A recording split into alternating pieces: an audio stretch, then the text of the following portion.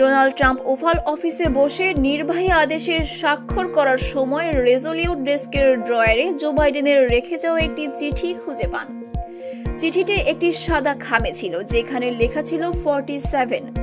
এটি আমেরিকান প্রেসিডেন্টদের মধ্যে চিঠি বিনিময়ের দীর্ঘদিনের প্রথার অংশ।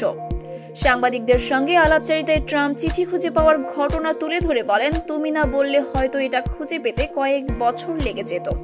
চিঠি পড়ে ট্রাম্প জানান এটি অনুপ্রেরণামূলক ছিল এবং প্রেসিডেন্ট পদের গুরুত্ব তুলে ধরেছে।